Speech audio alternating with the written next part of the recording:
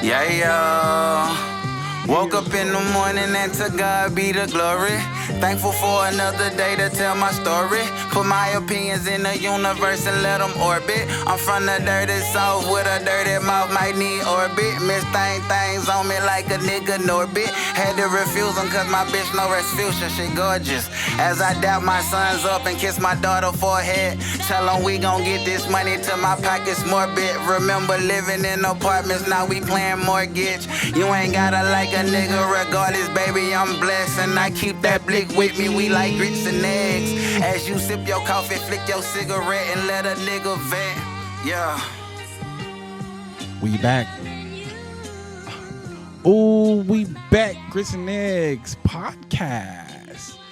This is episode 101. I am your host, Deontay Kyle, but who's behind the camera? I go to the bar.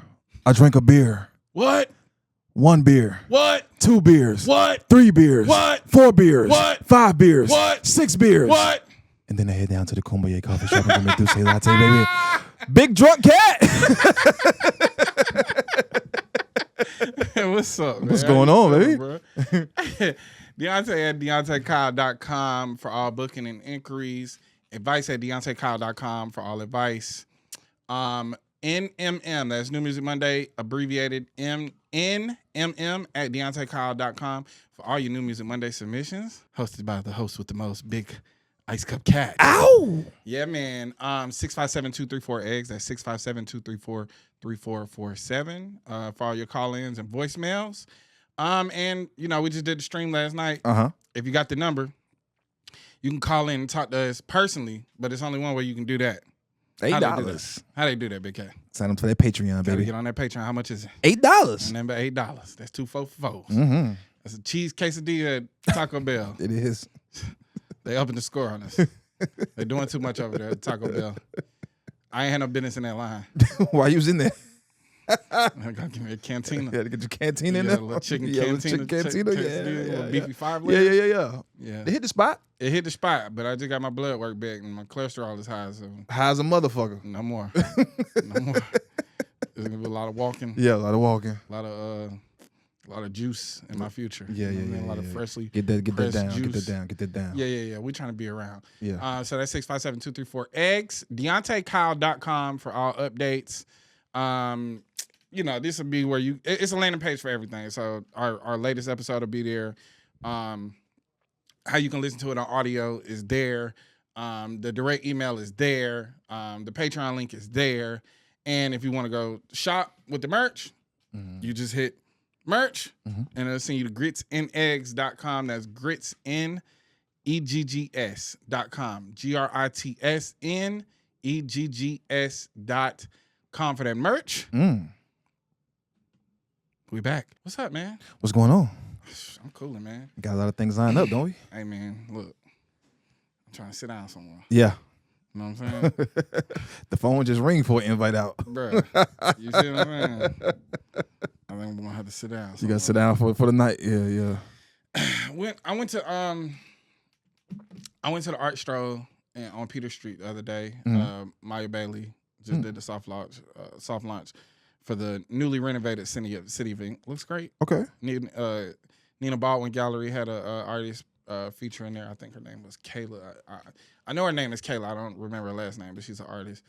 And then, you know, down there at the Poetry on Peter, the original joint. Yeah.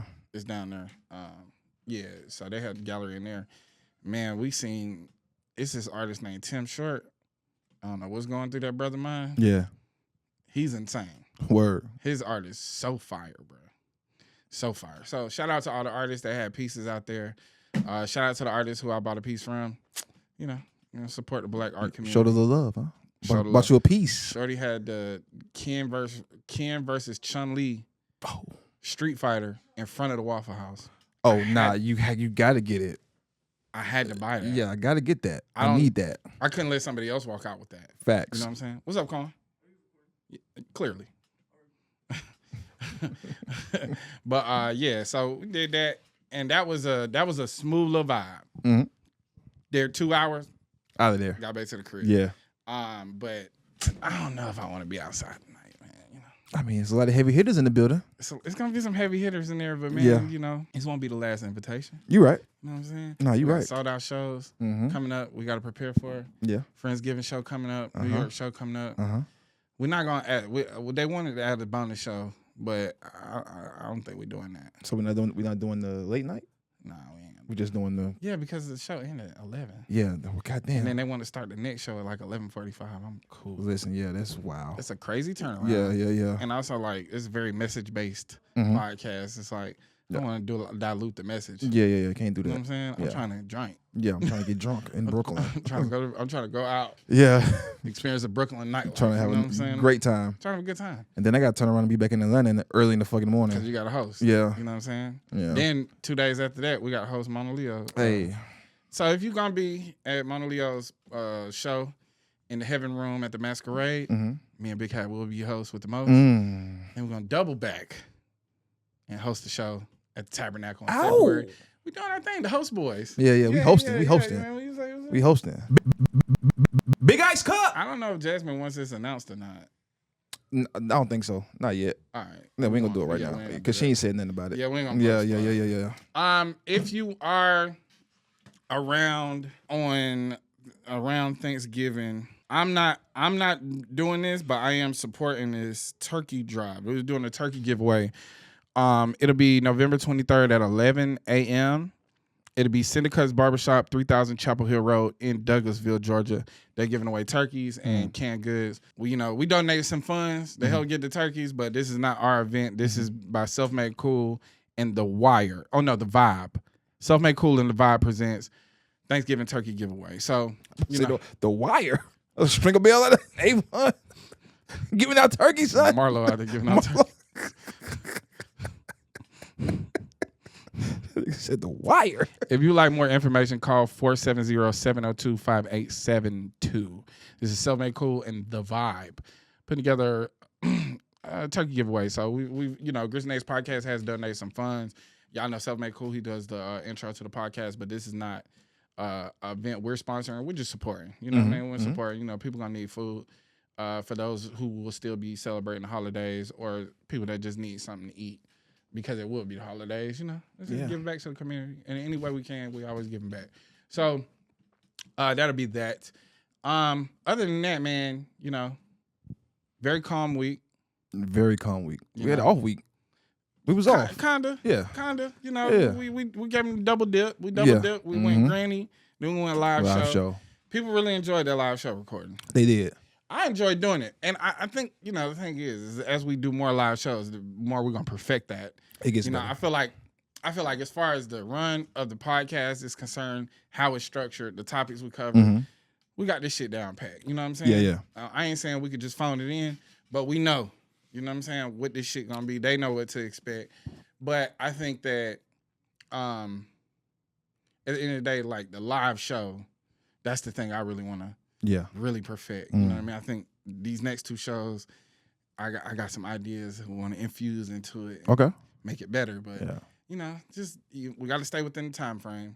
So I can't wait to see y'all at the Friendsgiving show. Shit is gonna be. That's next week. I'm ready. Sunday, the 23rd. Damn, it's fast approaching. Yeah. Well, we'll see y'all Sunday. Yeah. We'll see y'all on Sunday. I would tell y'all what y'all can expect, but you already gonna be there, so Yeah. we're gonna have a good time.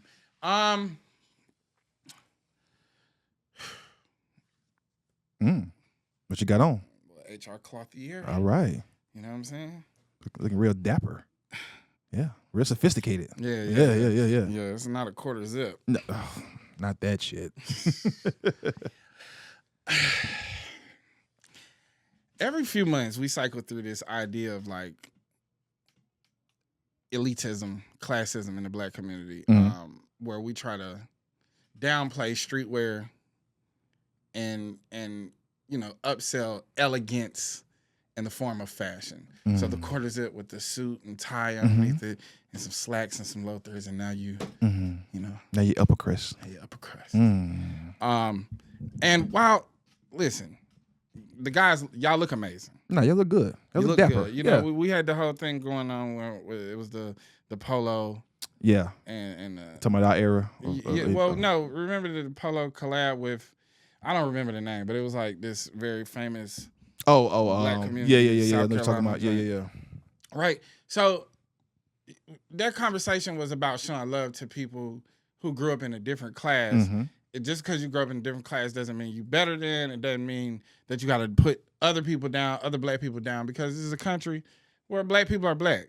Mm-hmm. You know, your experience with white supremacy may be ease. You may have an ease of experience with a little bit more money, but it doesn't negate you from the perils of white supremacy and the things that it can inflict with you psychologically, socially, you know, the different complications that come with moving around in this country black, no matter what class you are. And when it comes to stuff like that, it is important for us to remember that we don't need any more tactics of division. Okay? We don't have to play these games. By saying, oh, it's a quarter zip, it's not a Nike Tech, and calling Nike Tech's ghetto and shit like that, you're downplaying an entire sector of the black community that made streetwear popular, for one, that has brought fashion forward and cycled through fashion time and time again. So this may be your everyday wear. You may go Carlton every day. But you got to also understand that in our community, late 80s, early 90s, mid 2010, from 2009 to about 2012, and now it may be a resurgence of that. Black people have always kind of cycled through these trends of fashion, and the quarter zip with the polo top or the quarter zip with the suit and tie, this is nothing new. Okay? What we would call like casual wear, right? Or I guess, you know, a black dandyism-esque elegance. This is nothing new. You know, it's new to you. It's not new to the community.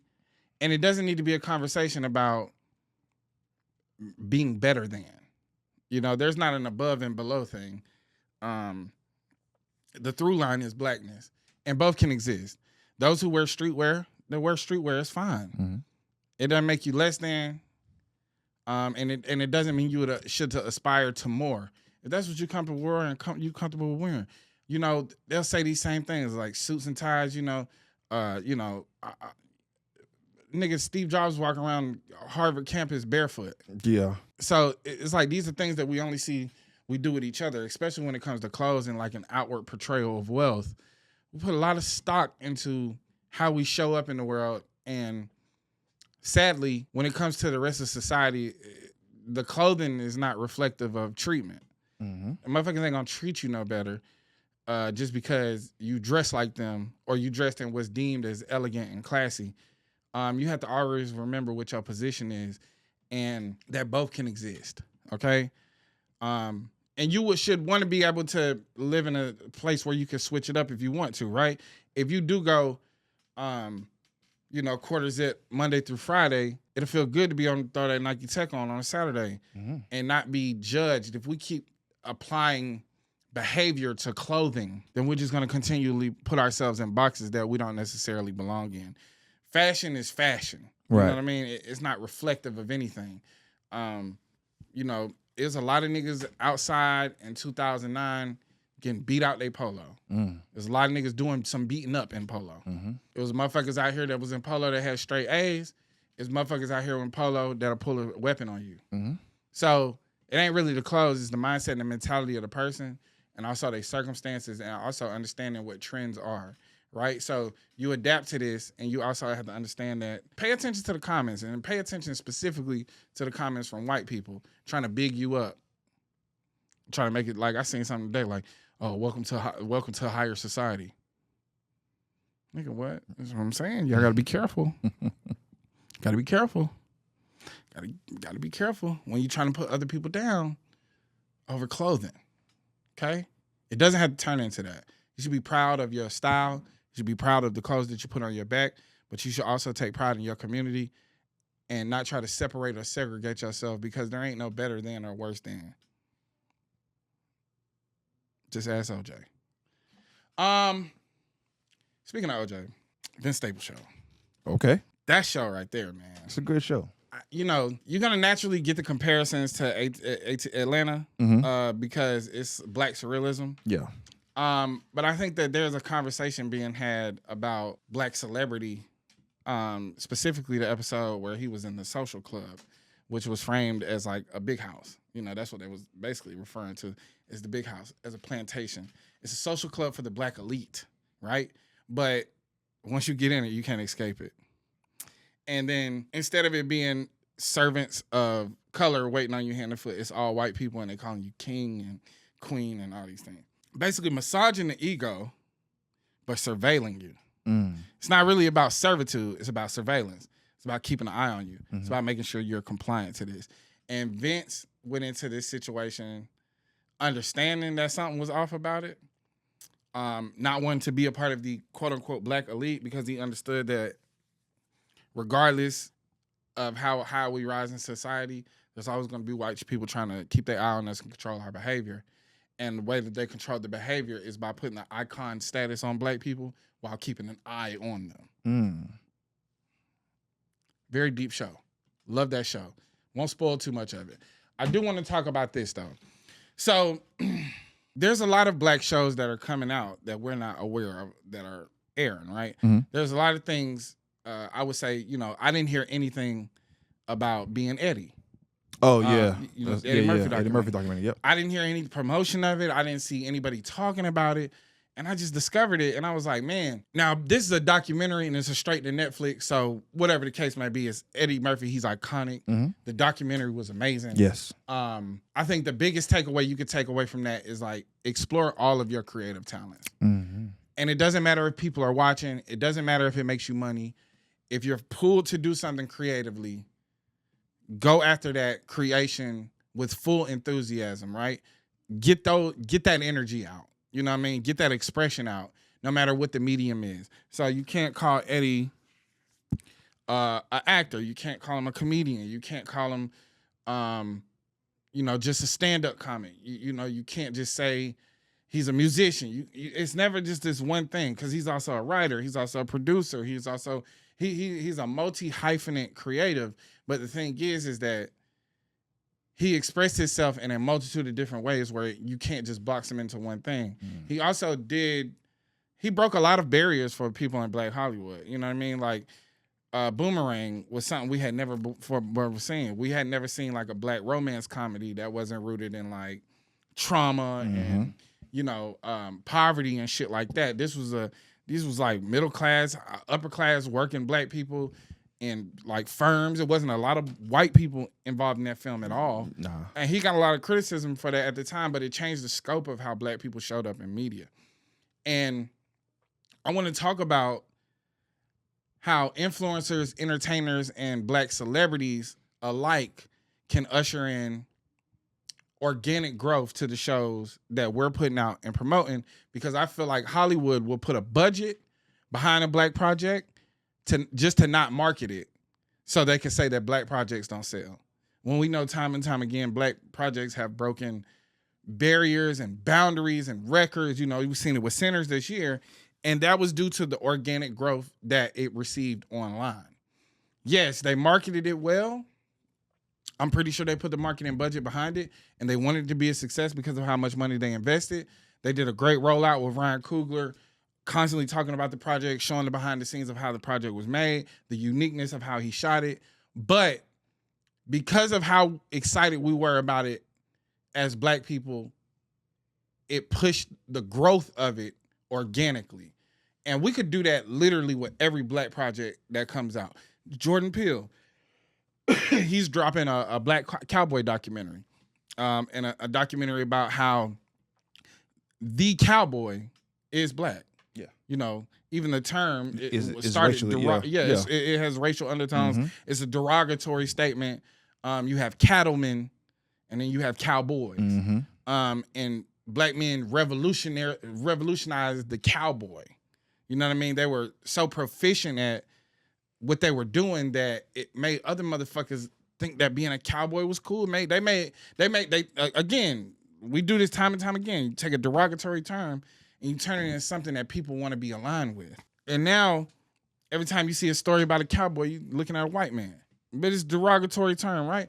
So he wants to bring the prestige and the history of the black cowboy, the original cowboy, back to the forefront and tell those stories. And I don't see a lot of people talking about it, probably because a lot of people don't know about it.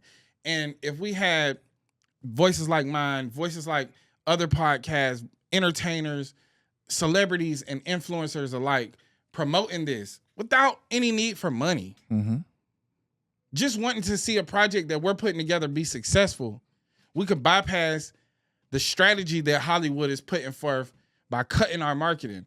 I didn't see a lot of marketing for season 2 of the Vince Staples show. And he was open about not having a big marketing budget. And we could have marketed it for him. And it's not going to cost us any money. It costs you maybe 60 seconds of your time. Now, if you was to go post a video on Instagram or TikTok, or you was going to go talk about something on Threads or X, or you was going to post a video on YouTube, you would talk about the thing that you're interested in the most for free. Nobody has to pay you to talk about your interests. Nobody has to pay you to talk about your passions. But you should also equally be as passionate about making sure other Black creatives see success in the projects that they're putting forth. Because by them being successful, it opens up doorways and pathways for you. It literally blows the door open for you. Jordan Peele has a successful documentary about the Black cowboy. And if you want to go back in history and find some other lesser known hidden history about Black people that should be prominent and pushed to the forefront, you'll have the leeway because his documentary was successful. If you have a Black surrealist idea and you want to see the doors and the pathways open for that outside of Atlanta, you need to go support the Vince Staples show, because by his show being successful and getting renewed for a season 3, it makes the possibility of your show being a thing. We all creatives, and we all have ambitions to tell stories, especially when it comes to Black actors, Black entertainers, Black comedians, Black celebrities, and influencers in general. All are going to have other ambitions outside of what they're doing now. You know, I have ambitions outside of podcasting that I want to be a writer and director of films and tell stories that I hadn't seen before. And if the Vince Staples show isn't successful, that might close a few doors for me. If the Jordan Peele documentary is not successful, that's going to close a few doors for me. But if it is successful, it's going to open up doors for everybody. And you want your stories to be told. And we should do this in solidarity with one another, understanding the marketing machine that we're up against, where they will give you the budget to make the project, but they won't give you the budget to let people know that the project exists. They won't give you the budget to market it. And it's up to us to create the marketing campaign for Black projects and get Black people excited about seeing themselves on film in an elegant way, and stories that are told in a beautiful way and high production quality, and actually bringing value and adding conversation and texture to our culture from different perspectives of people who go through this Black experience as Black Americans.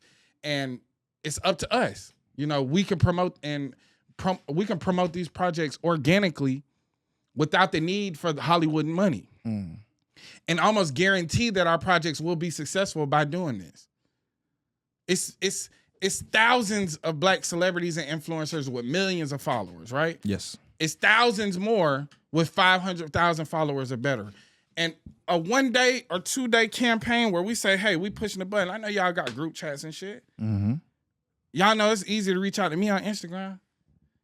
It's easy to reach out to each other on Instagram if you're open it. If we was all just say, okay, Thursday and Friday, like this project dropped on Monday. Saturday and Sunday, we making posts about it. We bringing attention to it immediately. So Monday morning, everybody go tap in with it. This project coming out on Friday. Now, music is a little bit more subjective. You know, I don't see that working for music, because music is all about taste. Film is about storytelling. And we need our stories told, and we need our stories told correctly. And sometimes the things that keep our stories from being told in the right ways is a lack of budgeting and a lack of funding. And independent fundraising works. But, man, go use these white people money, man. Use these white folks and their money, man. Spend it. Yeah, they use us. Shit. Use their money and then double it. You don't think Cougar's going to eat off Centers for the rest of his life? Rest of his life. He's going to eat off of it forever. I would hate to say owe it, because I know how rigid you niggas are in your ways of thinking, but I say we owe it to each other to try to push each other forward. This doesn't have to be a competition. We don't have to be Black icons and sit in Master's house, with the spoils of success, being liquored up and drunked up and entertaining oozing out of our ears, you know what I'm saying? And as much food as the eyes can imagine, and stay safe and stay comfortable and feel like we made it. We need to push forward to make sure other people make it behind us. And honestly, make sure that they have an easier entry point than we had and see more success than us. When we start talking about elitism, we can't play that elitist game. That's not our game to play. That's the game they play. That's what whiteness is. That's how they get people to do away with their culture to assimilate into whiteness, i.e. the Polish, i.e. the Jewish, i.e. the Italians, i.e. the Irish, doing away with your heritage and your cultural traditions to exist under this umbrella and this facade of whiteness. It's up to us to push forth and promote our blackness and our black stories being told. And not only being told, but being a success in their storytelling. So we're coming off of celebrating our 100th episode. And during that episode, everybody knows I did interview my granny. And then I thought about the fact that the holidays are fast approaching and what type of gift can I give somebody that has everything? And I reflect on the interview and think about the fact that she's sharing her memories and experiences with me. And this is why I think Storyworth Memoirs would be the perfect gift for that family member that is hard to get a gift for. So I know that we canceling Christmas and more than anything, we're canceling big corporations, but we still have desires to purchase gifts for our family members that will really mean something and something that can matter for the next generation as well. And what better gift to give them than a gift of experiences and memories? It might sound a little intimidating, but it's so easy and it's a gift that they won't see coming and something that makes them feel truly special. And it turns out at the end that it'll be a gift for you. Each week, Storyworth emails a loved one a memory-provoking question that you get to choose. Questions like, what were your favorite toys as a child? Or what are you the most proud of? All your loved one needs to do is respond to that email with a story. They can either write a story over email or record it over the phone for Storyworth to transcribe. It's so easy. With no apps or passwords required, it's perfect for even your least tech-savvy relatives. After a year, Storyworth compiles your loved one's stories and photos into a beautiful keepsake hardcover book. Photos are printed in vibrant color. It's a treasure your loved ones and you will be able to share and revisit for generations. What's great about Storyworth is that even though they've been around for years, they're still innovating. This year, they added a bunch of new features to make storytelling even more easier with personalized questions and Magic Editor. Meanwhile, their magic layout and new book designs make finished books, and especially photos, look even more beautiful. They printed over 1 million books and preserved 35 million family stories since their founding 13 years ago. They have over 48,000 5-star reviews on Trustpilot, Wirecutter, The Strategist, CNN, Fox News, and more agree that Storyworth is the perfect gift for the people you love the most. I'm going to be using this, and I think you should too. I think this is going to be the perfect keepsake for my family to record stories from my grandmother and her experience, her life lessons, some photos that'll just like capture her memories in time. And I think it'd be great for my grandkids to see and for their kids to see as well. So it'd be a great keepsake for the family. And I can imagine how it will be cherished for generations. Give your loved ones a unique keepsake you'll all cherish for years. Storyworth Memoirs. Right now, save $15 or more during their holiday sale when you go to storyworth.com/grits. That's storyworth.com/grits to save $15 or more on your order. Trying to get some of that Trump. It ain't no fun if the homies can't have none. Guess who's back in I ain't gonna sing the lyrics. Yeah. I'm not gonna sing the I was lyrics. gonna say that's going. No, I'm not gonna sing the lyrics. Big cat. Hey, what a timeline we've jumped into. Yeah. We got Tucker Carlson and Marjorie Taylor Greene and all these other fucking former neo-Nazi ass niggas trying to act like they allies to the rest of the world now. Yeah. Because they're on a sinking ship or they sitting in a burning house. And the thing is that I want to continually push for the Epstein files to be released. We need to know what's going on. Mm-hmm. Okay? But some emails got released. Oh boy. Oh my. And Trump shows y'all that he's the true heir to the Trump name. It ain't Tiana. It's Donald, baby. The big DJ T. The real throat goat. I gotta find Bubba.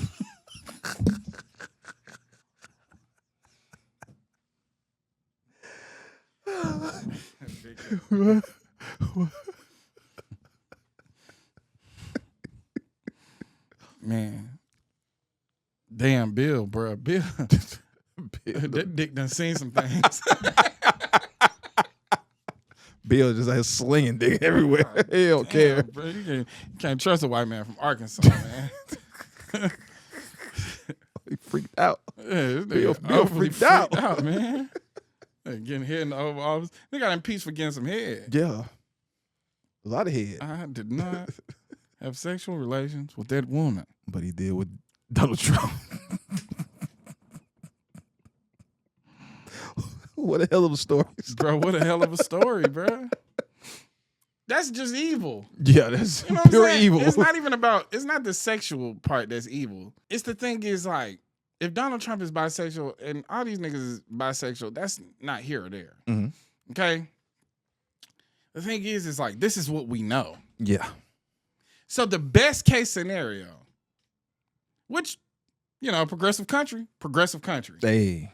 First bisexual president, first openly bisexual president. That's a good look for the country. That'll destroy MAGA. Oh my God. That snake is eating its tail. But my problem is this. If we know about this and we know how shallow we are as a country and we know how homophobic we are as a country, then we're going to point the finger at the fact that the president was sucking some dick. Right?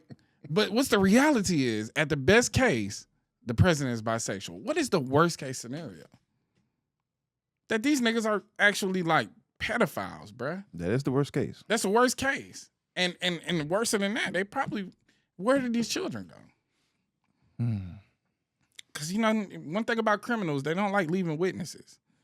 So, you think about how many children go missing in America every year. Where are they going? Mm-hmm. Now, the obvious thing is that they're being sold into sex trafficking, but sex trafficking to who? And then you think about the things that the Epstein files implicate, and you think about the stories and what that implicates, then you think about the fact that 9 times out of 10, these children are being sold to elites. Then you think about, now this is where niggas' YouTube pages start getting taken away and shit. Okay. This is where just Deontay Kyle just goes into obscurity. Yeah. So Jeffrey Epstein was a member of Mossad. Ghislaine Maxwell's father was in the Mossad.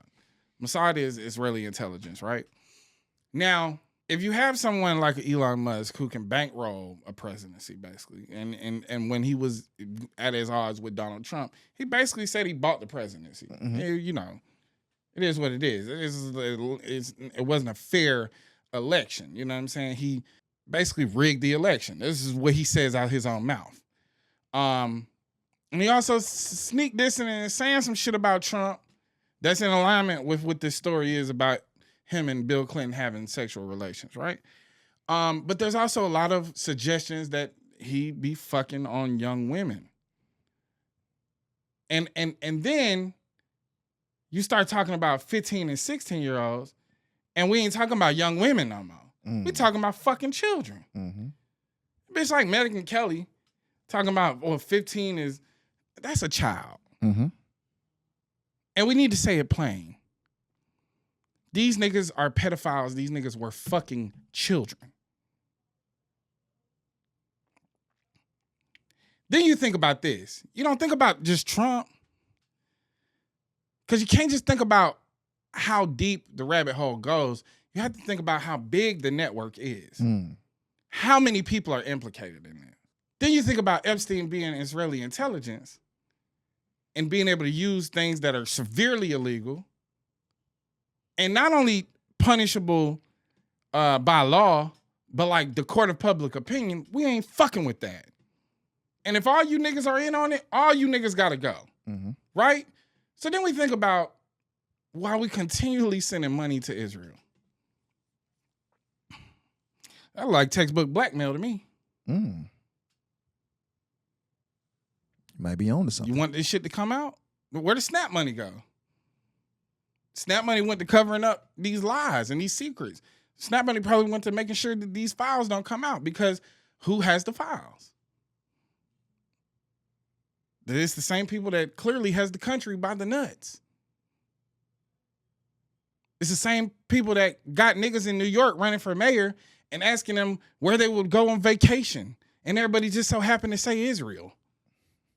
That's odd. Just get a little weird. Just gets a little weird. When we got grown women referring to children as young women to try to dilute the seriousness of it, to try to talk around it. But they're not young women. They're children. Young women is 20, 21. 15, 16, that's a child. And there ain't no two ways about it. And a lot of these celebrity niggas, late 80s, you know, your Jerry Seinfelds, your Elvis Presleys, multitude, was fucking and marrying children. So then you get what the support of Israel is really about, is protecting their secrets. You give us the money, the files don't come out. True. That's the way I see it. But of course, we only gonna want to focus on the fact that Trump was sucking him dick. That don't matter to me at all. That's whatever. That's just a hee-hee and a ha-ha. You know, that's a key for the moment. And we got to move into like the more seriousness of this, is that, bro, these niggas are operating fucking pedophile ring. And those things need to come out. And just because Marjorie Taylor Greene decides that now she wants to push for the files to come out and Tucker Carlson wants to push for the files to come out, we're not going to forget your right-wing rhetoric, nigga. You don't get to talk and canoodle with Nazis and then just have a change of heart. And now you just want to apologize for it. I don't want to hear that shit. Ain't no apology, ain't no ally shit. You niggas are probably implicated with them and trying to save face. Because it's not just about the people who committed the act. It's about the people who knew the acts and covered it up. Everybody has to be implicated. And we don't know how deep this shit go. And we also don't know how many, not only people, but countries this shit touch. It's just because, speaking of, you know, different countries, you know, the UAE and the way that they're bankrolling a terrorist organization that are killing thousands and thousands and hundreds of thousands of the Sudanese people, torturing the Sudanese people. And it's propping up the economy of the UAE. You niggas want to go to Dubai so bad, and as soon as you touch down in Dubai, you got African blood on your hands. And some of the most beautiful people on the earth, the Sudanese people, actively involved in a genocide, actively involved in a slave trade. We need to free Sudan. We was all big and hype about freeing Palestine. And I understand why, because look who, you know, the most quiet part of the slave trade is a slave trade that was happening in the other direction. That Middle Eastern slave trade. We talk about all the time about how motherfuckers in America became Christians, how black people in America became Christians, and we need to talk also too about how a lot of those Africans became Muslims through the Islamic slave trade. Arab slave trade, not Islamic, but the Arab slave trade. A lot of those people became Islamic through the Arab slave trade. A very active slave trade still to this day. They're torturing the people of Sudan. I've seen some of these videos, some of the sickest shit you ever seen. Because rather than just hanging them by the neck and killing them, hanging them by their arms to the point where they hang so long, gravity is just basically rip their arms and rip the ligaments out, torturing these people. So all that wealth that you see in the UAE is funded for with black blood. And we need to bring awareness to that as well. It can't just be, the thing is like the global support doesn't stop. The shit that we complain about, like we got it, we got our problems here in America. But we not seeing people actively being murdered and tortured the way that we see these things happen overseas, and people ignore it because the people are even more dark-skinned than us. Mm. So they don't see the humanity in these people.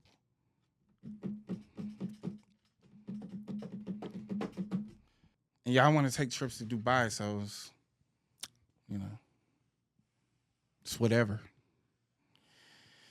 I think that this is also a big part of the economic blackout that we talk about. The economic blackout from November 25th to December 2nd, where black people are just not going to be involving ourselves and supporting these big corporations.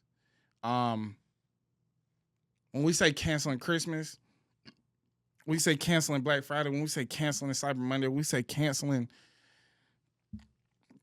Thanksgiving.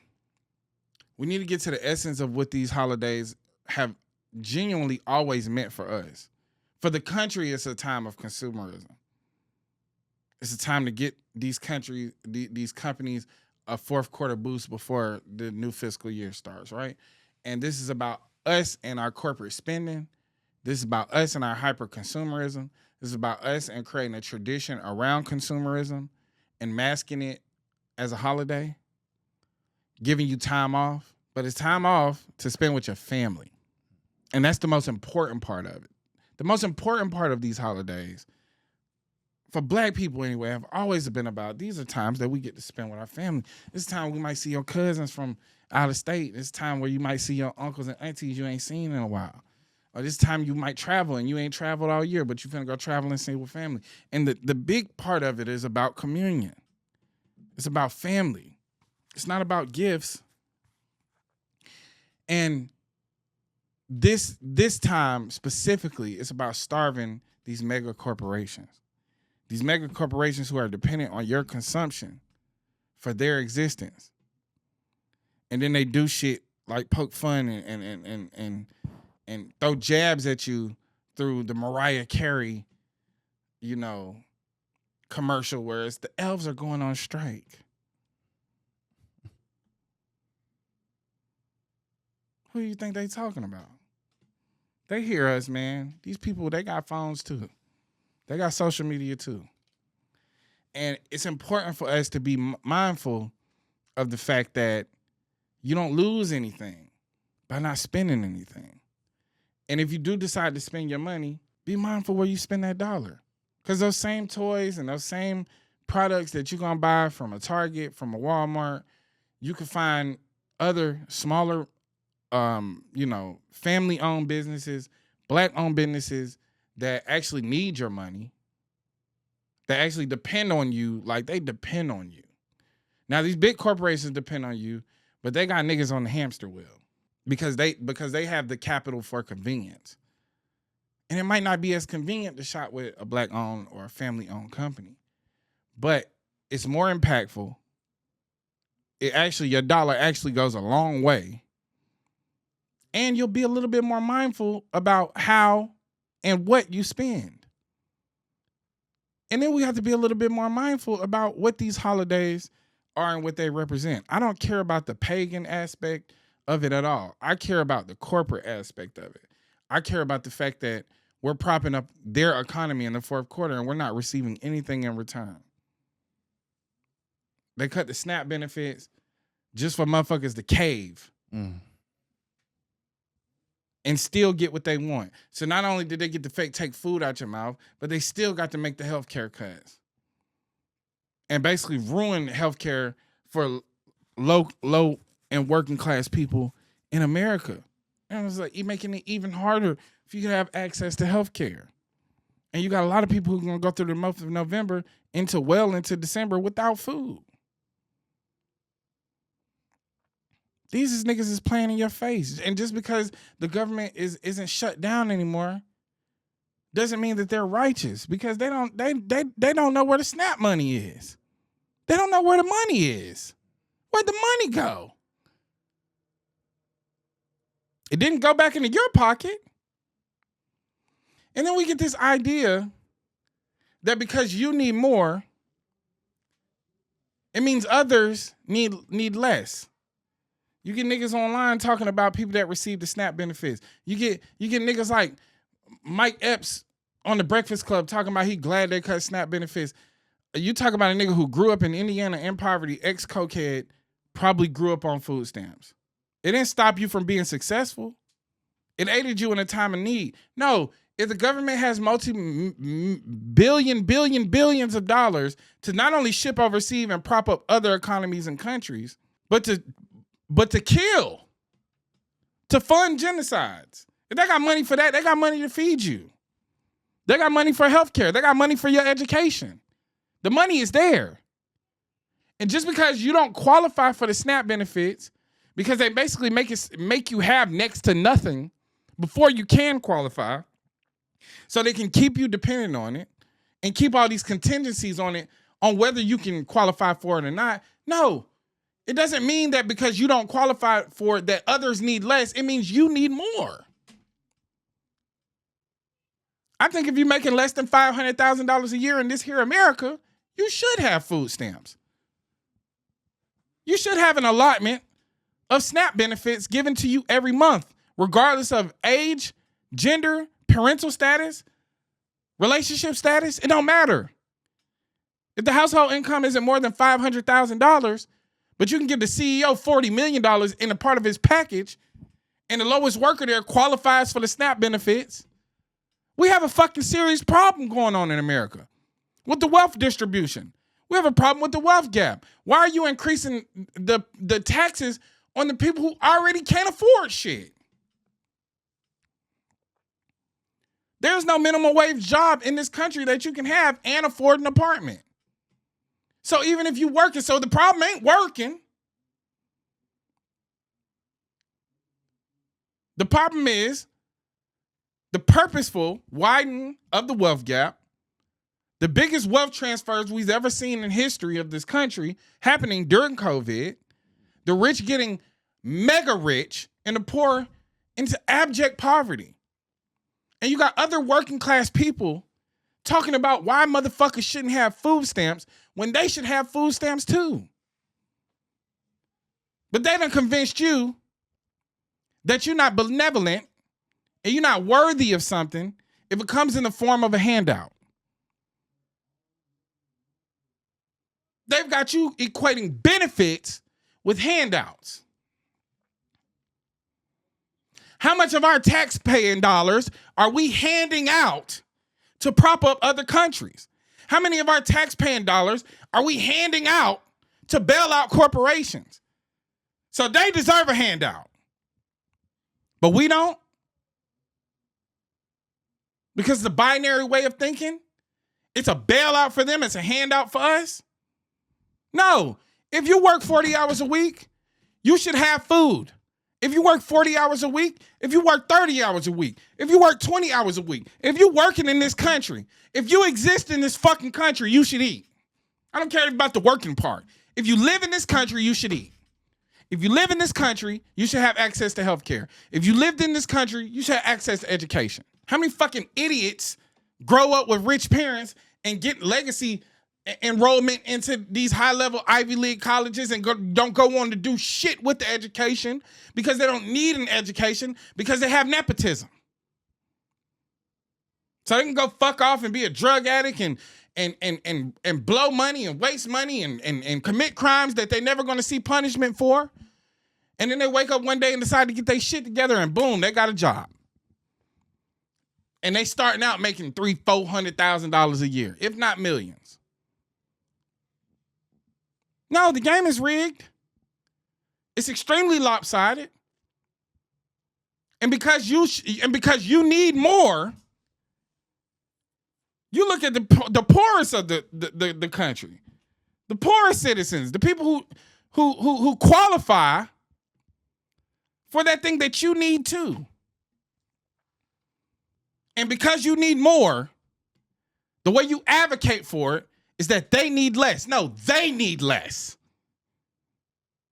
Not them, them. You looking side to side and you looking down when you need to be looking up. And they're looking down at all times and siphoning as much of our fucking benefits, as much as the things that give us a quality of life, our basic human needs and necessities, they siphon that from us every day, and you don't have a fucking problem with that? Bootlicking ass niggas? They got their boot on your motherfucking head, pressing it into the concrete. And you trying to turn around while your head being smashed into the concrete so you can lick your fucking tongue out and lick the bottom of their boot. Talking about people who have less than you need less. When the reality is you need more. And you shouldn't be ashamed to ask for more. Because they ain't never ashamed to ask for more out of you. There ain't no shame about taxing you more, asking for more. There ain't no shame about raising the rate of retirement, asking for more. There ain't no shame around turning a 30-year mortgage into a 50-year mortgage, asking for more. They always asking for more. And the people who ain't got shit you think deserve less when you really deserve more. So stop looking side to side, stop looking down, and start looking up. Because when you look up, you'll realize how you're getting fucked. We'll be right back after this commercial break. We back. All right, Big Cat. Mm-hmm. This episode of Grits and Eggs podcast is sponsored by You Matter, the mental health clothing brand rooted in wearable self-affirmations. Not just for you, but for anyone who sees you. Use code GritsandEggs10 at checkout for 10% off, including any ongoing sales. You matter. Every day. We back. All right, man, it's time to get into some of these emails and, advice submissions. Ow. All that good stuff, Big Cat. Let's do it. We're going to start here. What's good, Deontay? What's good, Big Cat? I really appreciate and fuck with Grits and Eggs. I really appreciate y'all perspectives. I've been following y'all since TikTok. So, definitely rooting for y'all. But I do have a question and a situation that I need some advice on. I have a platform as well. It's called Larry the Sociologist. Check it out. You know what I'm saying? We got a couple minutes. But I really want to know how to, what your advice would be for me to connect this with my intended audience. And that's basically just a curious black person. You know what I'm saying? Somebody that's black that enjoys being black and that is just curious about their history, about, society. I do social and political commentary primarily through the lens of edutainment. So, trying to teach people shit and make them smile at the same time. Through skits and shit. Most of the time directly talking, but, that's neither here nor there. I have realized that, our Caucasian brothers and sisters really fuck with, my videos and my content and shit. But, and that's great, appreciate y'all, but y'all not the intended audience at all. So, I really want to know how to, the algorithms be fucking me up. I don't know if you suggest a platform or maybe a specific, fucking outline or whatever, you know what I'm saying? Just, I would really appreciate your advice on how to reach my target audience and expand my platform in a direction that I want to expand it. All right, Brother Larry. The thing is the algorithm is tricky, right? Mm-hmm. Your shit is going to land where it lands. It's really not, I think Keith Lee is the perfect example of this. Keith Lee is very proud to be black, very proud of his blackness and who he is and where he comes from. And has done a great deal to help black restaurants and get ahead. But he cares about all working class people and getting their restaurants to be successful and to see them as successful entrepreneurs and bringing a fan base and a food base to their restaurant, right? And using his platform wisely by getting these big brands to donate to people when they was in need and things like that. But, his content landed where it landed because it's a thing that encompasses all people. So you may be doing yourself a service by putting it out the way you are and unknowingly affecting people who wouldn't have gotten it before. It's going to find its audience that it's intended for as long as you set in that intention when you make it. But I wouldn't get too worried about who it lands on first, because as things grow, they starting to pan out. You know, like my audience started 60% women, 40% men. Then it flipped to 60% men, 40% women. And now it's kind of easing and finding the balance where I don't have an intention on what gender it reaches. My intention was for it to reach black people and understand that I'm talking to black people, right? Mm-hmm. Now, my language, the way I posture, the way I carry myself, that's going to become very apparent. When you're doing it through edutainment, then it's really about people who consume edutainment. And, you know, maybe you just need to give it time for the audience to catch up with you and not you chase them. You know, you know, if you're putting out a good product and it's doing well, and you stand behind your messaging and you stand behind your intention behind why you do it, then just keep doing it and it'll find the audience that is there. But you got to keep putting the reps in. You got to keep putting the reps in. You know, if you have an audience of 10,000, you know, you probably won't really see what your demographics are right then and there. Those are just people who are early to it. When you get to around 100,000, that's when you're going to really know where it's landing. And then we should start talking about pivoting. If we still talking about you putting out, you know, content from the black sociologists that is only being consumed by white people, then we can start thinking about how to get to your target audience. But I would say for right now, you just keep putting it out and just trust that with your intention, it's going to find its intended audience. What you got, Big Cat? Nah, you hit the nail on the head with that one. Yo, what's up, Deontay and Big Ice Cup Cat? Pretty much my name, Meek, in my 20s. Just got a little question for y'all, trying to figure some shit out for real. I just moved to South Carolina earlier this year. I got an almost 2-year-old daughter. Me and my girl, you know, been together a little minute. But I sell cars and been doing this like 4 years. Shit getting tiring. Like, I'm good at it, but the store I'm at now, it's just a lot of bullshit. Plus, with a baby, I'm here from 8:40 in the morning till 8 at night. So I've been thinking about getting into tech. Just kind of wanted to see if possibly y'all knew anybody in the Columbia area that y'all could connect me to. Even, what's that, Rock Hill? I'll even do Rock Hill, Charlotte, Greensboro. I'm honestly open. I'm trying to get out of this shit for real. Like, this shit tiring. The money, at least the money at this store, is not worth it. And it's like, if I'm going to be gone from my girl and my daughter all day long, I at least want the bread to mean something. You feel me? So just let a nigga know for real. Like, y'all like the big cousins I ain't never really had, so I'm open to any suggestions. Appreciate you. Well, my brother, you know, this is also a symptom of, you know, a poor economy. Mm-hmm. Trying to sell cars in this economy is just going to be rough. You know, a lot of people don't have the money, just, you know. So I would say, you know, tech is fine, but I don't know anything about the tech space. So if anybody knows anything about the tech space and they want to send in an email and, you know, me possibly put you in contact with this brother, then we can do that. But, you know, we in the trade space. You know, we like to do that. So if you ever got questions about trade, you can hit me up directly. I can point you in the direction you need to go. Facts.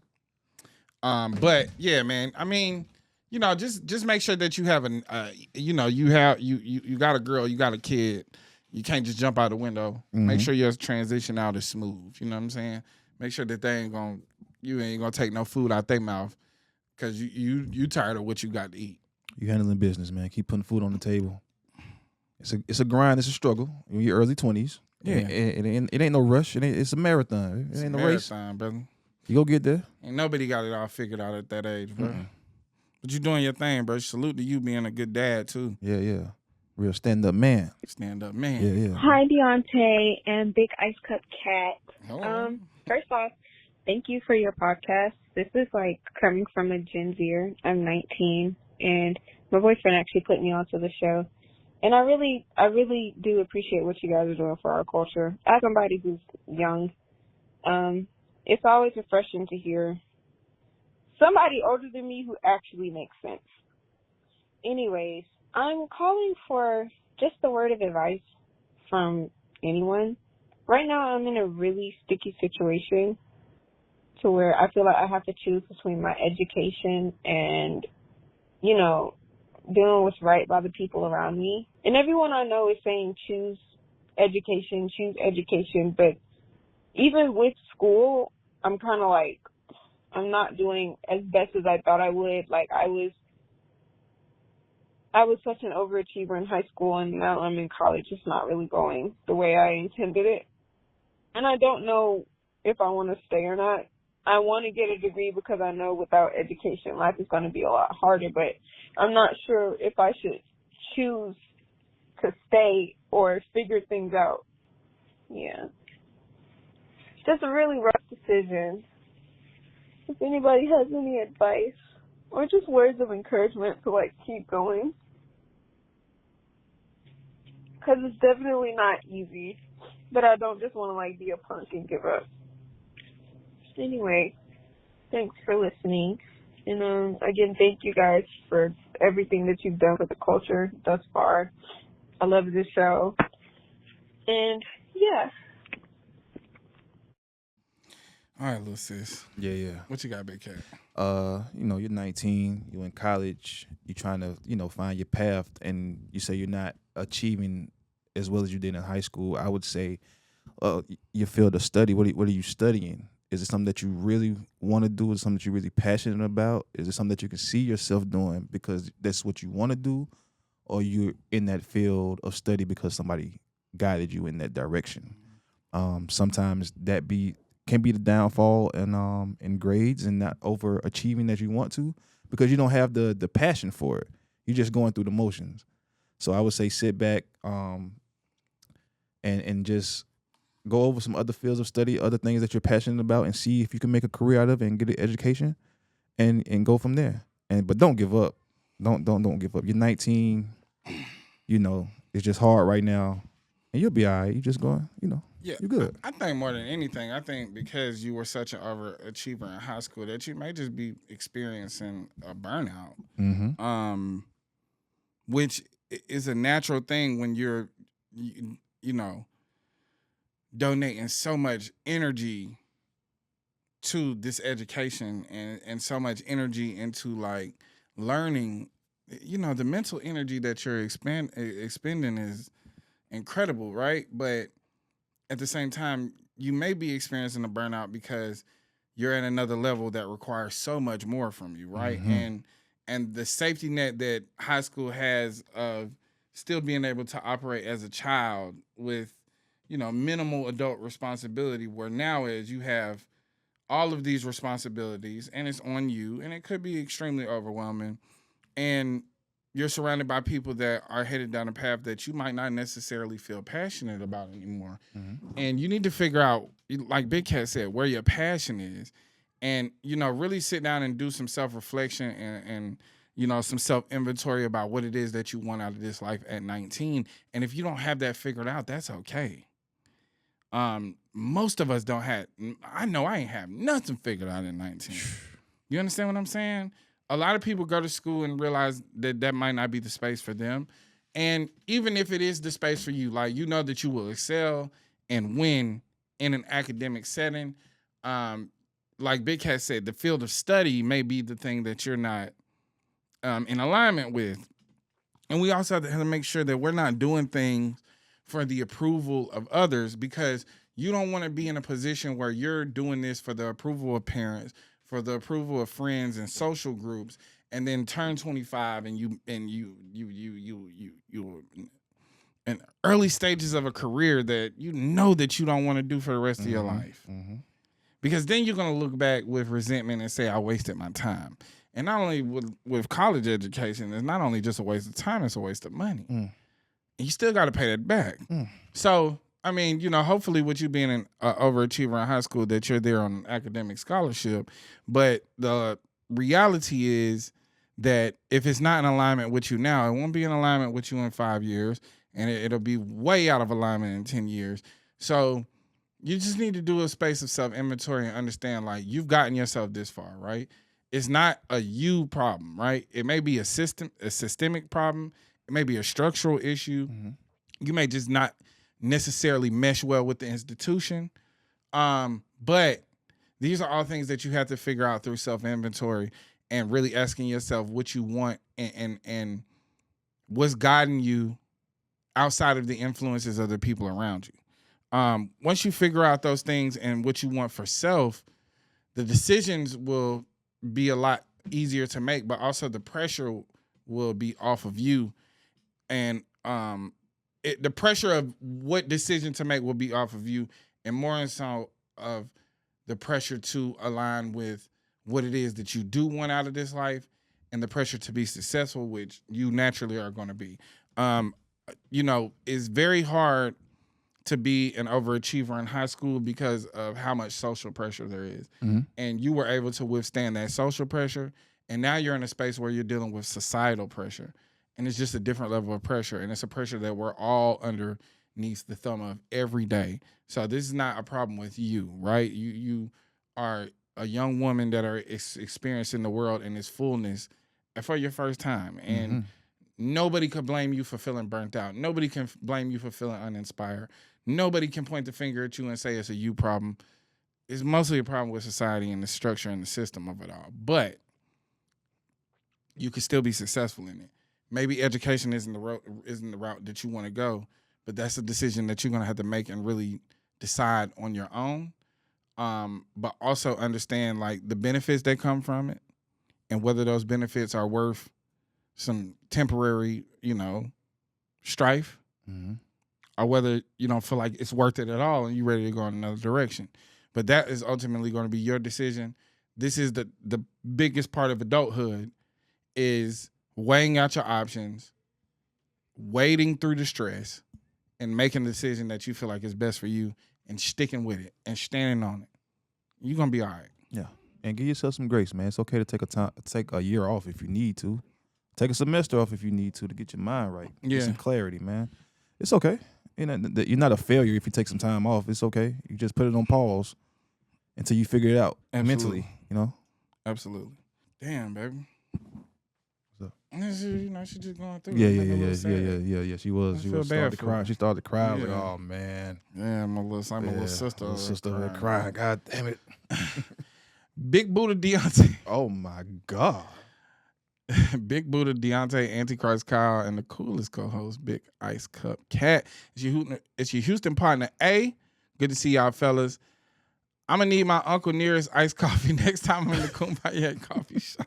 Hey, Uncle Nearest got to kill you. Man. Listen, y'all are so this is going to be a real thing. We're going to put this shit in fruition. This is going to be a real thing. Be a thing. Yeah. Bro. You know what I'm saying? It's going to be a late night coffee shop. Yeah. Where you can just, that's what I'm saying. Yeah. Late night coffee shop, look good jazz. Yeah. You know what I'm saying? Yeah. Good live music, live instrumentation, but all these coffee-based alcoholic beverages. You can smoke with that motherfucker. You can smoke, definitely. 100. Yeah. 100% firewood up in that bitch.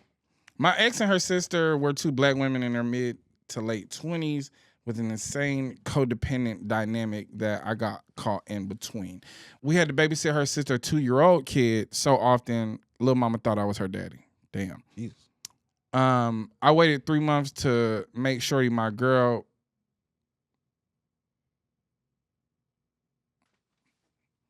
Who's your girl? Oh, all right. So go back from the beginning.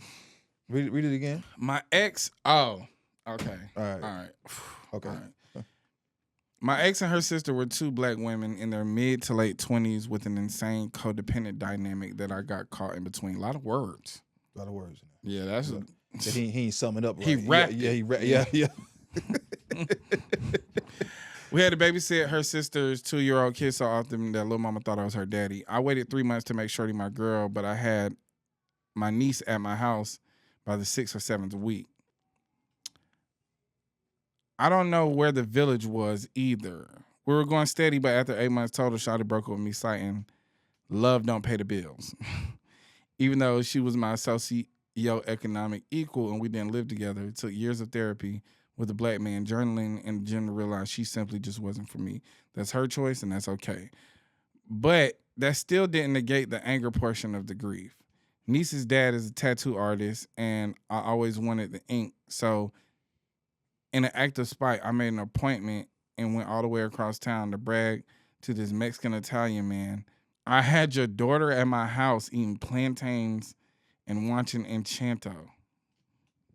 Okay. So this nigga, man. This nigga wicked. I think it's called Encanto. Tat Man has 3 daughters by 3 BMs. La Negrita is number 2. And a project twin. I know the money ain't feeding his daughter because I already fed his daughter. He talking about the little girl. Mm-hmm. He doesn't know her birthday. I guess the sister had a taste for a sloppy enchilada. Jesus Christ. I don't know what advice you want. Yeah, what is he getting at? Nigga, you just mad because you had to watch this nigga daughter. Like, really? Mad you got in a relationship with a girl and you had to watch another nigga baby and the relationship didn't work out. Yeah. So fellas, can I get your opinion on this? Parts of me says I don't owe them loyalty and that bridge is burnt and collapsed. Long story, but it was the little one that taught me presence over presence. So his I didn't know how problematic Puss in Boots was until I read it to her one night. X told me her niece adores me during the breakup, but the feeling was mutual. Good to hear from y'all. Congrats on the success. P.S. Beyonce's daddy is from Gaston, Alabama. Ask Granny if she know any of her people. Well, Deanna is actually kin to Beyonce. Yeah, That's yeah. like their cousin. So Deanna family is like first cousins with them folks. Mhm. They know. Yeah, we know them folks. Whatever. I don't like to talk about this shit because then it feel like you're reaching. Like people are not gonna believe you because it's Beyonce, but it's a real thing. Yeah. But look, bro, you formed a bond with a child. Yeah. You know what I'm saying? That happens. That happens, bro. Yeah. You know what I mean? But it's not your responsibility, Yeah. nigga. You ain't her daddy. You didn't. You first of all, you put money in a nigga pocket to tell him that you was feeding his daughter. That's insanity. That was crazy as hell. You moving a little reckless out here. You know what I'm saying? You kind of lucky that the nigga don't give a fuck about his daughter because he could have just gave you a fucked up tattoo or, Could have stabbed you to death. In you the know what I'm mouth. saying? You talking to a fucking a Mexican Italian? Yeah. You're a little ill-tempered.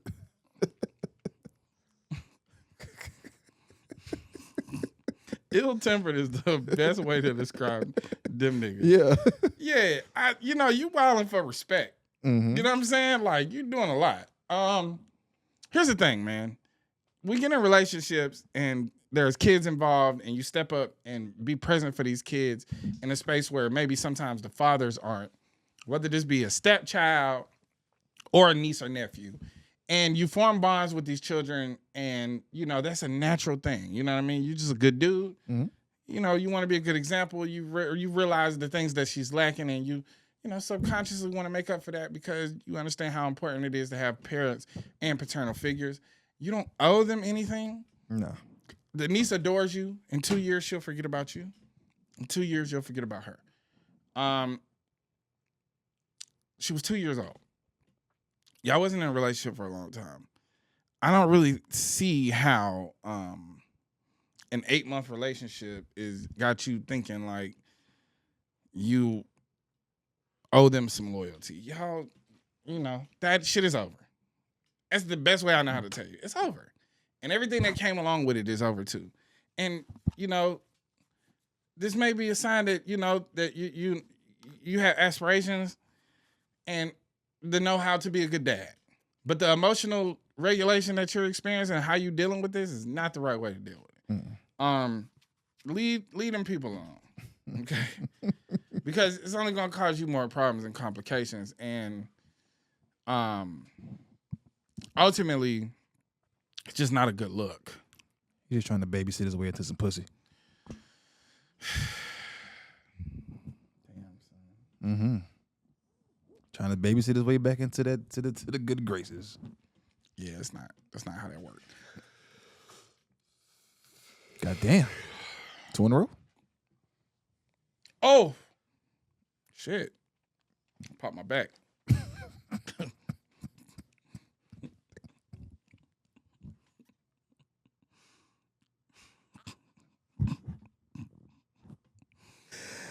Nigga said, oh.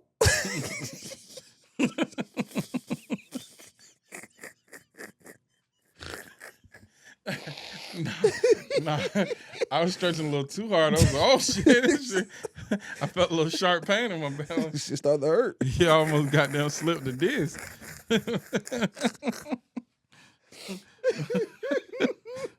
Stretched a little too, yeah.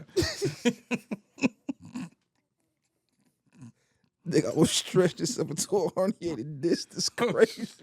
on everything I love. That'd have been the end of the show right there. All right, that's it. Oh shit. That shit's in a warning shot, boy. Yeah. Get up off me. Yeah. Too much pressure. Too much pressure. What's up, Deontay? Big Ice Cupcake. Hold on. Girl want to wait till marriage all of a sudden. Oof. We back. That's what we like to hear. Let's hear it. A mess. Yeah. We do the knowledge. You get messy. Great balance. You know what I'm saying? Yeah. You know what I'm saying? We niggas at the heart of everything. We some niggas. You know what I'm saying? For sure. I like a little mess, a little gossip. Yeah. You know what I'm saying? What's up, Deontay? Big Ice Cupcake. Shout out to y'all boys. I'm 22 years old. Been with my girl since we was like 16. Brother? I already know where this is going. I already know. I tell you what. I would have broke up with her at 16. Yeah. Wait till marriage. I don't know. Maybe you grew up in a cult or something. Been with my girl since we was like 16. I'm doing good for myself and all, but that's besides the point. My girl came to me with the topic of waiting till marriage. And she was like, if you really love someone, you'll wait till marriage for them. Mind you, we already been making love to each other. Oh, okay. I'm about to say, God damn, boy. Yeah, because you've been 6 years in no box. 6 years no box is crazy. 6 years no box is insanity. Man. Y'all already married, to be honest with you. God damn. Common law. Yeah, pretty much. Common motherfucking law. Mm-hmm. All right. Maybe that's ignorant on our behalf, but I ain't no purity type nigga. I ain't no pure nigga. Nah, you know what I'm saying? I ain't with that purity. No. No, let's get filthy. Yeah, don't give me no purity. No, I want some filth. I want filth. Yeah, I want filth in mine. My girl came to me with the topic of waiting till marriage, and she was like, if you really love someone, you will wait till marriage for them. Mind you, we already been making love to each other prior to this conversation. She makes it seem like I'm childish because I don't wait, but it's like stopping because of the Bible, but you don't even really know why you're stopping. I think it's kind of unfair in a way because you spoiled me into making love with you, and now all of a sudden you want to stop. I'm not on my Christian shit with her, and I'm going to do some research to see why she would even want to do this. But what do you think, man? Am I being childish? Or even to her point, what could this even be about? I don't know what this is about. Okay? I will say this. She's fucking bugging. She's out of her fucking mind. We're not going to fuck for 6 years and then you say we're going to wait till marriage. That's crazy work. Because this may be, and I'm going to keep it real, this may be a tactic of manipulation. This may be a tactic to get you to marry her. Mm-hmm. Women care a lot about their security, right? Now, I'm not going to shit on her, right? Women care a lot about her security. Y'all are high school sweethearts. She may want to make sure that this is a forever thing. So basically the ultimatum is, if you don't marry me, I'm not going to fuck you no more. I don't think it's much deeper than that. Yeah. I don't think because if it was a cheating or unfaithful thing, it wouldn't be guys on the topic of marriage. She would find a different angle. This may not even be a super duper Christian thing. She may just want you to marry her. And instead of saying, I want us to get married because y'all are so young, she probably feel like maybe we too young to be talking about this. But you also have been together for 6 years. Yeah. Now, the thing you need to ask yourself and the thing she need to ask herself is if y'all want to fuck the same person for the rest of your lives. Because this could happen to people where they get together, they've been together for a long time, and then it gets to a point where it's like, damn, I haven't experienced anything or anything else or anybody else. I would not say that her approaching it with an ultimatum is the healthiest transition into a marriage. I will also say that I think that this is guised under a space of her feeling insecure. And not insecure within herself, and not insecure with the relationship, but insecure about the security of y'all's future together. Y'all are getting older. You're going to start going into your careers. And you know, naturally, y'all are gonna meet different people out in the world. She's obviously ready to lock and loaded, ready to go, and she probably want to make sure that you're on the same page as her. Especially like you're a young guy, you're probably a handsome guy, successful. You know what I'm saying? You like you said, you're doing well for yourself, but that's besides the point. That shit that nigga who got that shit together a little bit, like yeah, I got. That's besides the point. Yeah, I'm trying to fall some. yeah. She probably won't be no baby mom either. You feel me? You know what I'm saying? Like y'all getting to the point where y'all gonna probably have a kid. If y'all do keep fucking, so maybe she just wants to make sure that y'all union is sanctified and secure before she move forward with you. Because she wants to make sure, like, you know, naturally, she's 22, you know. She also getting into a space where she, like, getting a little bit more mature about what she wants for her future. And if she wants you to be her husband, it's also, like, not traditionally the role of the woman to propose to the man.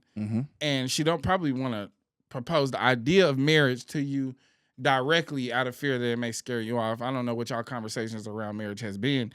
I will say that at 16... you meet somebody and you still with them at 22, yeah, might as well. Like, I ain't even gonna say might as well, like in the sense of convenience. I'm saying, shout it, y'all gonna be together. Y'all together. Shit. That's all you know. That's all you know. And from 18 to 22, the college years, y'all stayed together. Shit. I will lock that down, twin. But I think this is more about her security within y'all relationship and her wanting to make sure that she didn't waste the last 6 years of her life thinking she was going to be with a nigga for the rest of her life that just decided one day he don't want to be with her no more, because niggas do that. And also, you don't have that wondering eye because niggas do that, especially at your young age. And I think she just be thinking about the security of the relationship and the security of y'all futures together. So it may be all of a sudden, but it's deeper. There's something deeper going on there where she may be looking at this as an angle like, okay, well, I can kind of use this church angle, you know, the Christian angle, to kind of get the outcome that I want. And, you know, it's not necessarily honest on her behalf, because I don't see how you could fuck somebody for 6 years and then just say, I want to wait until marriage. Yeah. Now, worst case scenario, I'm just playing. I ain't gonna say that. I ain't gonna say that. You don't do shit like that to people. You don't fuck with people's minds like that. I was just gonna say something to fuck with your mind, but that's not cute.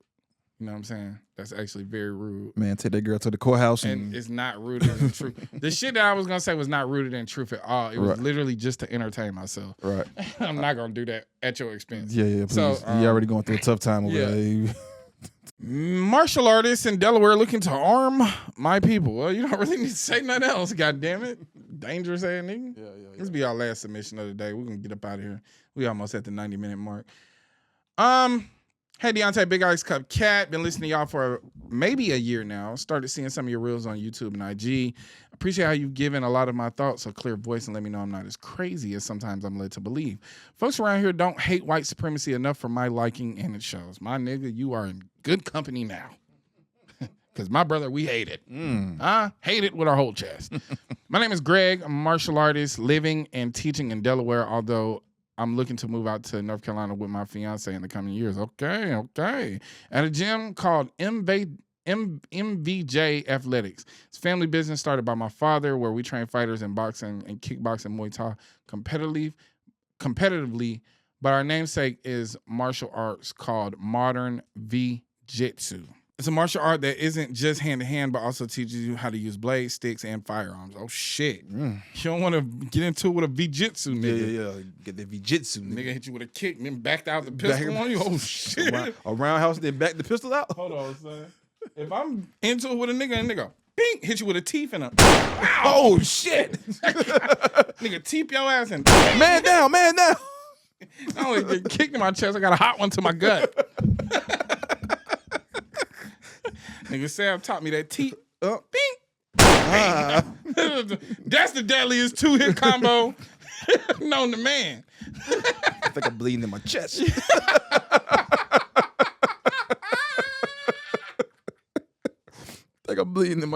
Son.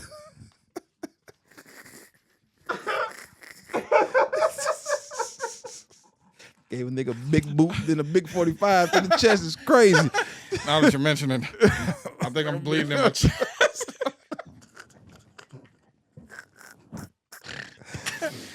Oh shit. That's some stupid shit. Like I'm bleeding in my chest. Hit a nigga with a bing. Oh shit. Niggas ain't gonna know how to react. Ain't no reaction, nigga. You can get on the fucking. You Talk about the people watching. watching. Go meet your fucking maker. Niggas like, oh shit, it was a kick. Next thing we know, it was a shot. Niggas don't know what to do. Yeah. Niggas don't know what to do. Niggas just stuck. Look at oh shit. Nigga hit you with a fucking deadly combo, son. Oh my god, man. Black people are amazing. Oh, shit. Nigga created some shit called V-Jitsu. Yeah. I'm trying to learn that. Yeah. I want to know how to roundhouse kick a nigga then back out at the same time. the roundhouse into the 38? Yeah.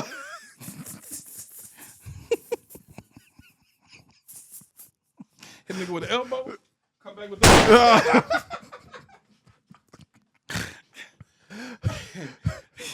Hit a nigga with a bicycle kick, then hit with an automatic. yeah. Hit a nigga with the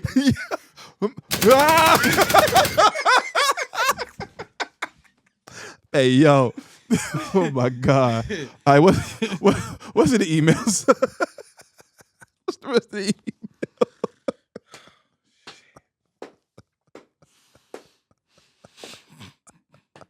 most dangerous man in the state of Massachusetts. He's in Delaware. Even worse. What's the population of Delaware? I don't know. It's so small. Oh no. shit. All right. Modern Jiu-Jitsu. MBJ. A martial art that isn't just hand-to-hand, but also teaches you how to use blades, sticks, and firearms. It's a relatively new martial art, I know. Yeah, that's new. It's extremely new. It was developed by a Filipino immigrant in New York City, where he taught some of the roughest kids in the Bronx where he lived in order to develop his art. What the fuck? What kind of rumble in the Bronx shit is this? Yo, son, why would you take that to the Bronx, of all places? The shit is called the Boogie Down. Yeah, niggas is getting down in the Bronx. Already getting Yeah. And you added more ammo? Yeah, you added niggas how to fight. You showing niggas how to be more dangerous? That's why the $150s went up in the Bronx, because of this nigga. He's teaching niggas how to use the blade. Yeah. Nigga hit you, bing, bing. Out of there. You gotta get a Jiu-Jitsu. Now you got a scar on your face. Yeah, because it's a motherfucking Filipino nigga. It's now carried on by Robert Evans. Jesus fucking Christ. This is the most diabolical shit of all time. It's now carried on by Robert Evans, who was a former police officer in New York City. God damn. And further so through myself, my father, and our other instructors here at MVJ. Sorry for the small history lesson. No. We needed that. Yo, we needed the context. No, he said it is important to make a distinction between V-Jitsu and Jiu-Jitsu, as people get them confused. Trust me, brother, we ain't confused. From now on, brother, at all. We're not getting those two confused. I promise you. V-Jitsu? I promise you there's no confusion. I'll fight a nigga who know Jiu-Jitsu. I would not fight a nigga If who a know nigga know V-Jitsu. V-Jitsu, I'm gonna tell that brother, you have a nice day. You got it, brother. Nigga.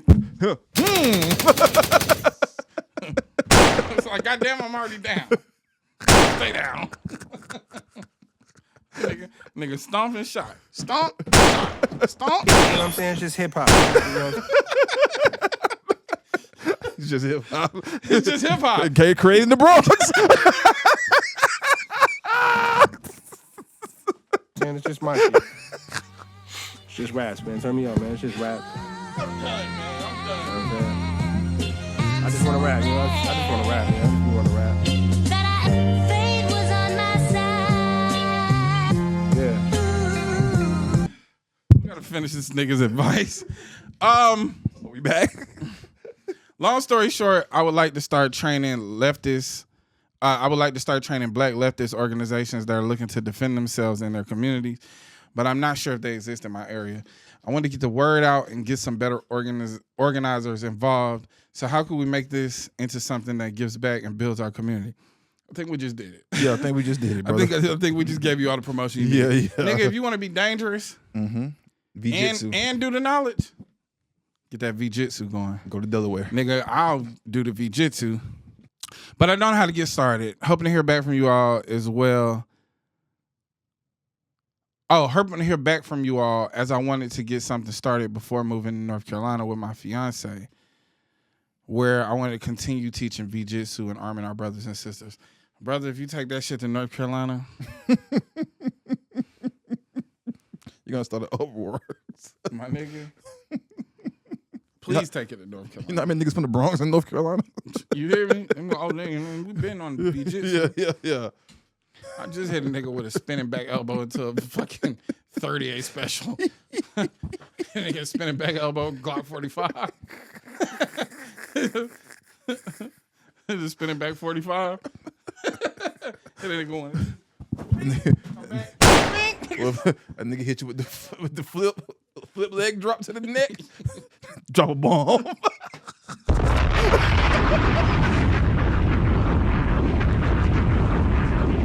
Y'all niggas trying to fight? That's Fight us, nigga. All jokes aside, I think that this could be a positive thing. Yeah. Motherfuckers should know how to defend themselves with their hands, their feet, with blades, sticks, and firearms. Occasionally a grenade. Bruh, you get a black organization of Black Panther type niggas who know V-Jitsu. Yeah. God damn. Yeah, you start turning North Carolina into a small country. Yeah. He's taking over. Ran by the most dangerous niggas of all time. He's getting North Carolina and South Carolina together. You feel me? Just Carolina. Not just gonna be Just Carolina. He gonna undo the fucking. Yeah. This nigga gonna rewrite the union. Nigga go succeed from the union. Yeah, North Carolina and South Carolina, they separated. They had their own problems. Yeah. We back together now. United through V-Jitsu. Yeah. All right, son. Just I know that you sent this with all seriousness. yeah, but you sent it to the wrong niggas.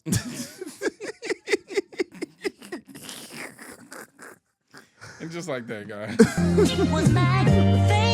Hey, man. Yeah. They say without the proper labor, faith don't stand a chance. I put my faith in faith and stand on fertile land. I planted seeds that'll indeed turn into trees. Be forest and peace teas get printed of me, unless impeded. Matter of fact, that got me thinking back when Mr. Love was tending to his garden, schooling me to annuity before he grabbed his clubs to go golfing. And it's no coincidence that Doe still had the caddy back when Woods were still the best. Don't let me roll off course here. Georgie Pops was dropping jams while I was lighting cigs, but you know I too was listening with both ears. You see, that's the best that I can do. Wisdom is the application of knowledge. I was picking up what he was putting down, just wasn't applying it. I ain't denying it, nah. Maybe I was too busy trying to find the balance between religion and science, trying to get to the bottom of everything while being the highest, like a pilot's roots. Am I right, brother?